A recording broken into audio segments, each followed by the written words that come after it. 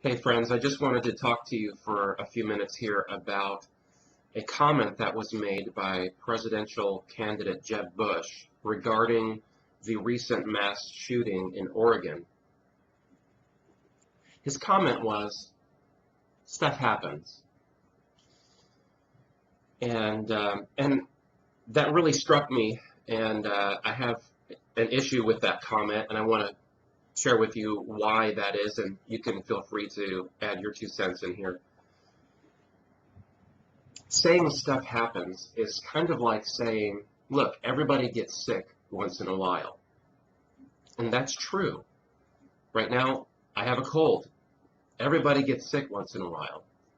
But if you peel off someone's epidermis so that they have no protective layer of skin on their body, and then you send them out to go and do life, how long do you think it's going to be before that skinless person winds up in a hospital with all kinds of tubes hanging out of them because they've now contracted some sort of virus or deadly disease that they otherwise wouldn't have had or wouldn't have been as critical? And then you have presidential candidate Jeb Bush walk into that hospital room, lean over that skinless person and say, hey, stuff happens.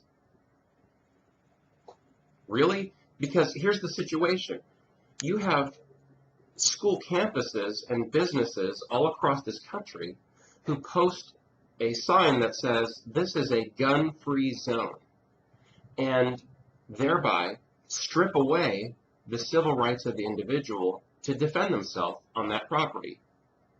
In addition to that, these schools and these businesses are negligent to provide armed guards or adequate security to the population that's on their campus or in their business.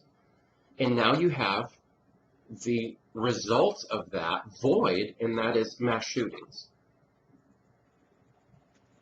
So to my way of thinking, what needs to happen is that every school campus across this country and every business across this country who posts a sign that says this is a gun-free zone, but also fails to provide armed guards and adequate security, ought to be faced with a lawsuit for negligence until every school campus and every business is forced to make that decision. Either we are going to return back to civil rights where individuals have a right to defend their lives, or we're going to have to go and gut the bank to provide armed guards and security to protect people, to provide that layer of protection that we are denying the individual. Those are my thoughts. I would love to hear from you, especially if you have a legal background or experience on that negligent aspect of what we're seeing here.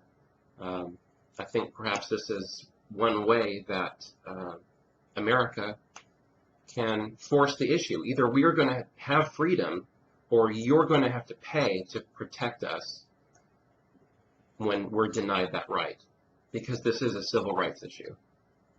Thanks for listening. Have a great day.